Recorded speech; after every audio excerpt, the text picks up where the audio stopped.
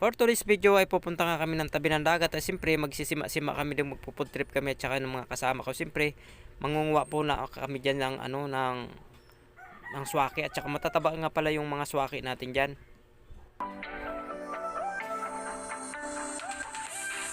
At saka nandoon na nga kami sa dagat, ng tabi ng dagat at saka tabi na sa malalim na pala yung kasama ko at saka siyempre sumisid na nga siya diyan at saka nanguha na nga siya diyan ng mga swaki at saka naglagay na nga siya sa kamay niya ng guwantes kasi ay talagang nakakatusok nga yung ating diyan mga swaki at saka medyo nakakatusok sa kamay nga niyan at saka sumisid nga siya diyan at saka binigyan ko nga sa ilalim siya. Ay, ang galing talaga kumuha ng kasama ko ng mga swaki diyan.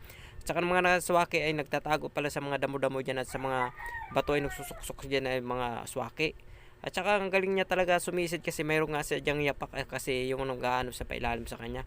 At saka ang dami niyang nakukuha nga dyan na swaki. Ako naman ay hindi ko naman nakikita yung mga swaki dyan. Siya lang nakakakita kasi mayroong nga siya dyan ng yung parang nakalagay sa mata. At saka ang dami na nga namin ng kuha dyan. At saka tinignan ko na nga yung lalagyan namin ay sobrang puno na nga talaga sa kanya. At saka sabi ko siya tama na yan at saka punta na tayo ng tabi. At kaya pumunta na kami ng tabi dyan, hinihila niya na yung aming kuha. At saka yung una nga dyan ay hinati niya muna yung isa dyan at saka titikman daw niya kung matataba nga talaga. At saka tinignan ko nga niyan ay sobrang taba nga niya. Sabi niya yung kulay dilaw niya. At saka yun nga yung kinutsara na niya at saka tinikman niya na siya. Sabi niya okay daw at saka sobrang sarap nga dyan. At saka siyempre kaya pupunta na kami tabi dyan kasi na gutom na nga kami dyan kasi hindi pa kami kumakain at saka hindi pa na kami nagkakape at saka dyan nga kami puputrip. At saka yan nakapisto na nga kami pala dyan ng aking kasama at saka kinuha ko muna yung aming kaldero na may laman na bahaw yung kanin lamig dyan at saka meron din dala akong pandesal dyan at saka unang kakainin nga namin dyan pandesal muna kasi hindi pa kami nakakapag prepare ng aming mga swaki at saka hindi pa namin na hahati yan at saka hindi pa namin nalilinisan yung mga swaki namin dyan. At saka yun nga una dyan ay pumutrip na muna kami ng pandesal niyang kasama ko. At saka yung mga kasama ko palang mga iba dyan ay wala pa nga dyan kasi nandun pa sila nangunguha pa dun sa laot, sa malalim. Tsaka habang busy nga yung kasama ko naman sa paghihiwa ng aming mga hahalo sa aming kakainin mamaya ay naghiwa na siya ng kamatis at saka sibuyas. Kasi masarap talaga yung sa swake at saka mayroon kang sibuyas at saka kamatis. Tsaka una nga dyan ay nagkain na nga kami dalawa dyan. Nang una na kami kumain ng aming mga kasama dyan kasi wala pa. Kaya nag-una na kami dyan ng food trip. At saka yung sarap nga ng aming mga kainan kasi yung kainan namin dyan yung ng paya, yung sanyog, yung bao kung tawagin dyan. Kaya yung pa nga, sabi ng kasama ko, sarap niya talaga niyan kasi first time ko nga din niya makakain niya. Kaya sabi ng kasama ko, sarap talaga sa kanin. Tsaka muntik na nga naubos diyan yung aming kaldero diyan. Kaldero yung kanin namin sa kaldero. Tsaka yung kasama ko nga diyan ay muntik na naubusan. Tsaka pinakita nga ng kasama ko yan ay sobrang taba talaga yung kulay. Dilaw na dilaw talaga yung ating swaki diyan. At saka sobrang sarap niya at saka sobrang sustansya talaga niya. Kaya binuhos niya na niya sa kanyang kutsara at saka kutsara niya mayroong kanin. At saka talagang sarap niya, na sarap talaga yung kasama ko. At saka nguya nga yan. At saka yung pala mga kasama ko ay dumating na yan. Nandyan na rin sila, nagpe-prepare na rin sila ng mga swaki nila dyan. At saka kanilang na lang ay hinahati-hati dyan. At saka pinapatulo nila yung parang dagat yan kasi maalat talaga yung dagat yan. At saka pinapataob nila yan. At saka nga tinignan ko nga dyan na talagang matataba talaga yung mga swaki yan. At saka binibinta pala nila yung mga swaki nila dyan. Yung parang isang grapon nga ang tawag dyan sa amin ay mura lang, 50 lang bintahan nila. Kaya yung mga kasama ko ayun, ang dami na nila linalagay na nila sa grapon. At ewan ko kung magkano yung isang puno na yan na ganyan sa grapon, siguro mga 100 lang at saka sobrang mura nga yan. At saka masarap talaga yan at saka mapaparami talaga yung mga kain mo niyan dito.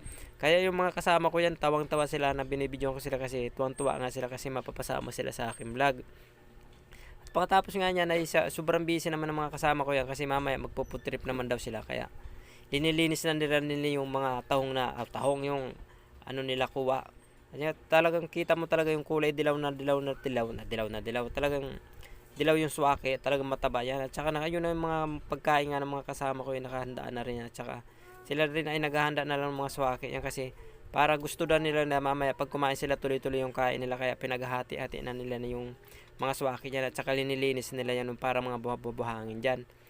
Kaya naman yung kasama ko diyan ay talagang busy nga sila diyan. At saka yung kasama ko naman diyan busy rin sa pagkukuha ng diyan yung parang yung yung ewan ko kung anong tawag diyan sa ganyan. Basta yan na yan. Tsaka masarap din pala yung kilawin at saka yung mamaya nga kikilawin yan ng mga kasama ko yan. Yung parang tahong ang tawag diyan pero hindi naman tahong yan. Kaya binuksan ng kasama ko yun, talagang mataba daw yan. Kaya pagkatapos nga niyan, binigay ko yan dyan sa akin mga kasama kasi kikilawin nila yan dyan. Kaya sabi ng kasama ko ibigay ko daw, kaya binigay ko naman dun sa kasama ko. Kasi hindi pa sila kumakain, kami diyan tapos na kami kumain kasi mabilis talaga kami kumuha ng mga swaki yung kasama ko. Kaya ang sabi ng kasama ko diyan ay thank you daw, kaya sobrang ano talaga yan, magkikilaw daw sila diyan. Kaya mayroon silang mga ano diyan, kikilawin ng mga isda. At saka yan na nga, tinanggal niya na yan dyan, at saka lininis niya na yan, yan yung mga ano dyan, yung parang tahong. At pagkatapos nga yung kasama ko dyan nagdidila-dila na kasi sobrang na daw sarap kumain. Tsaka gusto niyang kumain ng tahong ni Carla. Tsaka mamaya pagkatapos nga niyan ayan pala si Kuya Fred, ganyan pala paghiwa, ganyan yung ginahati yan. At saka tingnan niyo yung paglinis niyan, ganyan ginaano ng dagat yan talaga paglinis ganyan guys yung parang mga dumi-dumi dyan, yung kinakain nila, yung parang mga burbuhangin dyan, matanggal.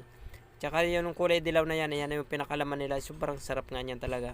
Kaya kasama ko naman dyan, linalagay niya sa grapon, siguro pag naibenta niya na yan, mga 100 siguro yan. Kaya sobrang dami talaga dyan ng mga nagpuputrip ng mga kasama ko yan. Kaya sobrang saya nga niya namin talaga, sobrang saya talaga.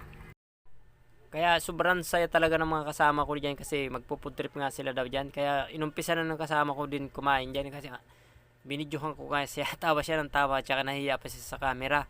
Kaya natatawa rin ako sa kanya at saka natatawa rin ako sa pag-voice sa kanya. Kaya lakas talaga niya sumubo kasi sarap na sarap talaga siya kumain sa tabi ng dagat kasi talaga naman masarap kumain sa tabi ng dagat yan. Kaya yung mga kasama ko yung busy sila. Kaya yung kasama ko si RJ naman ay busy din siya.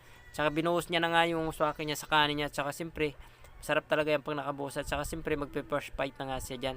Tsaka yung kasama niya naman doon sa likod niya ay talagang busy talaga yun. No? Mayroon siyang mga sili at tsaka suka dyan. Masarap talaga may sili at tsaka suka yan. Pwede rin naman basta suka na yan. Basta suka. At saka natatawa nga yung kasama ko dyan kasi parang nahiya pa siya pag binibidyohan ko. Kasi sabi ko sa kanya, isasama ko nga siya sa vlog. Yung lakas niya talaga tumubo at saka natatawa ako sa subo niya.